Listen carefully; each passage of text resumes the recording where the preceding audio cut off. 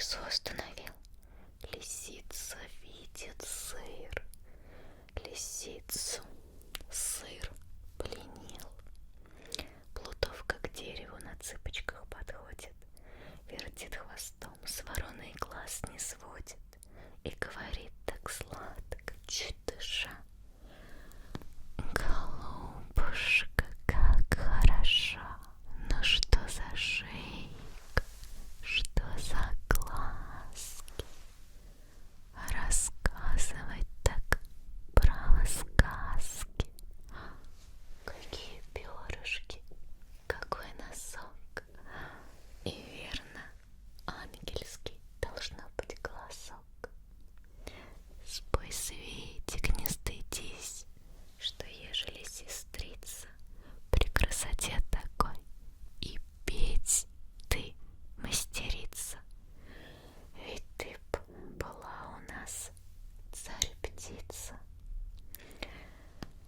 Вещунина с похвалу скружилась голова, от радости в забу дыханье сперла, и на приветливой лисицыны слова ворона каркнула во все воронье горло. Сыр выпал, с ним была плутовка такова.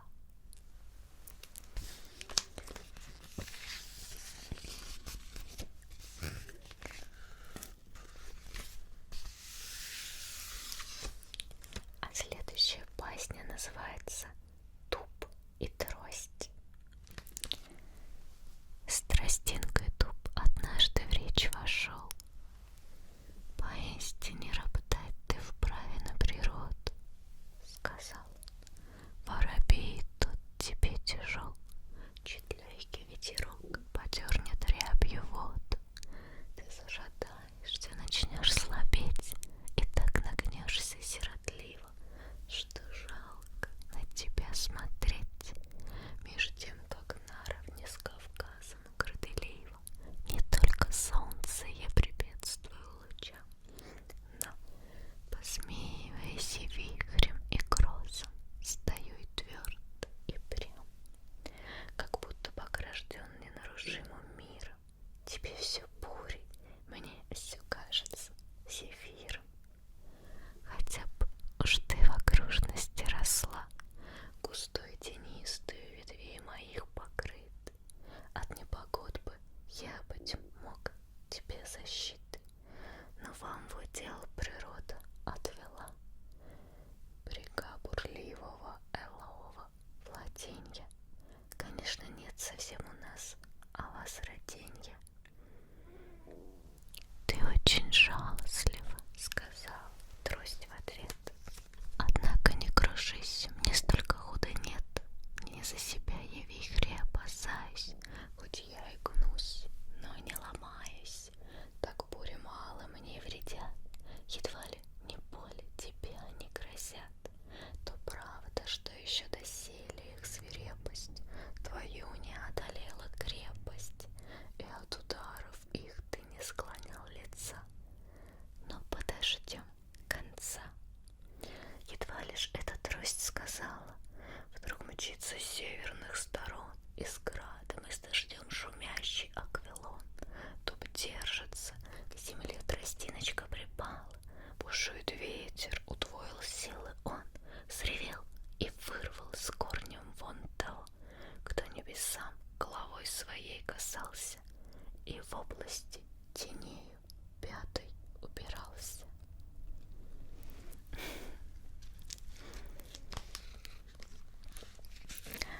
Возможно, я не совсем хорошо читаю по ударению или слогу, но надеюсь, что, как обычно, в формате шепота это будет не столь критично. Ну что, еще пару басен. Следующая басня, которая идет в этой книжке, называется «Музыкант».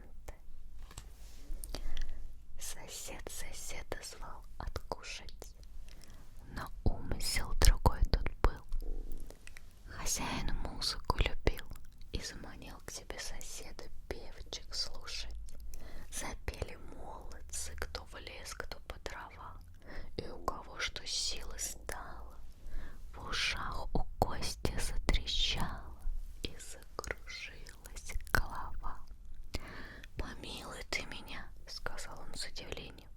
Чем любоваться тут? Твой хор горланит вздор. То правда, отвечал хозяин с умилением. Они немножечко дерут, зато уж в рот хмельного не берут. И все с прекрасным поведением. А я скажу, по мне уж лучше пей, да дело разумей. Следующая ворона и курица.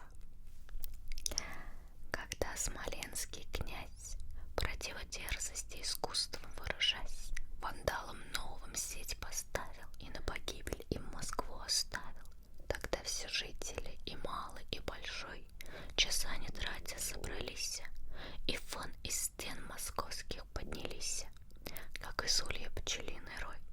Ворона с кровли тут на эту всю тревогу спокойно чистя нос глядит. А ты что ж, кумушка, в дорогу? Ей с возу курица кричит. Ведь говорят, что у порогу наш супостат. Мне что, до этого задело? Вещунья ей в ответ. Я здесь останусь смело. Вот ваши сестры как хотят. А ведь ворон не жарит, не варит. Так мне с гостями не мудрено ужиться. А может быть, еще удастся поживиться сырком или косточкой или чем-нибудь. Прощай, хохлаточка, счастливый путь. Ворона подлинно осталась, но вместо всех поживок ей, как голодом морить Смоленский стал гостей, она сама к ним в суп попалась. Так часто человек в расчетах слеп и глуп. За счастьем кажется, ты по пятам несешься, а как на деле с ним сочтешься. Попался, как ворона, в суп. Будьте осторожны в своих расчетах и подсчетах, чтоб не попасть, как ворона, в суп. Следующая басня называется «Ларчик». Случается нередко нам и труд, и мудрость видеть там, где стоит только догадаться, за дело просто взяться.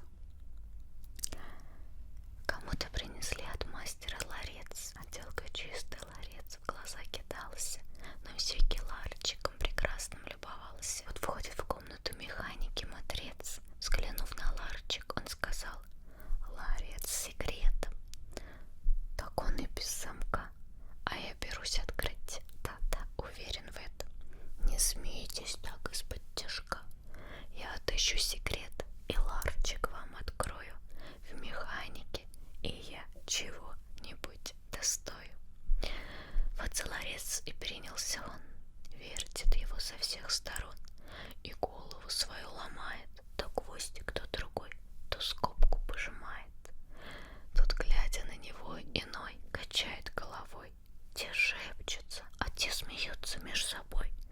В ушах лишь только отдается: не тут, не так, не там. Механик пуще рвется. Потел, но наконец-таки устал. От ларчика отстал. И как открыть его никак не догадался. А ларчик просто открывался. Слон и моська. По улицам слона водили, как видно на показ. Известно, что слоны в диковинку у нас. Так за слоном толпы зевак ходили. Отколи не возьмись, навстречу моська им. Увидевши слона, но на него метаться, и лаять, и визжать, и рваться.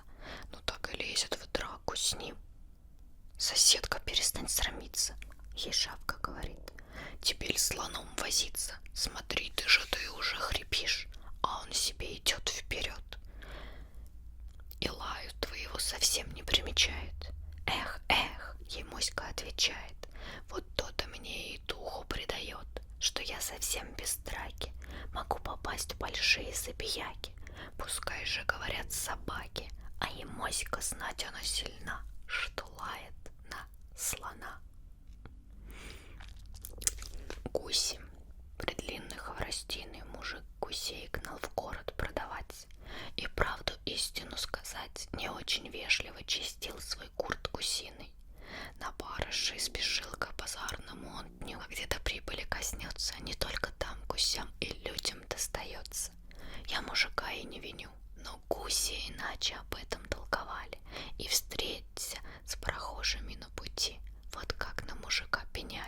где можно нас, гусей, несчастнее найти. Мужик так нами помогает, и нас как будто бы простых гусей гоняет. А этого не смыслит неуч сей, что он обязан нам почтением, что мы свой знатный род ведем от тех гусей, которым некогда был должен Рим спасением. Там даже праздники им в честь учреждены. А вы хотите быть за что отличены? Спросил прохожий их. Да наши предки. Знаю. И все читал, но ведать не желаю. Вы сколько пользы принесли? Да наши предки Рим спасли. Все так. Да вы что сделали такое? Мы? Ничего. Так что ж, и доброго в вас есть. Оставьте предков вы в покое. Им по делу была и честь. А вы, друзья, годны лишь на жаркое. Лебедь, щука и рак. Когда в товарищах согласия нет, на лад их дело не пойдет, и выйдет из него не дело, только мука. Однажды лебедь, рак, да щука везде с поклажей воз взялись, и вместе трое все в него впряглись.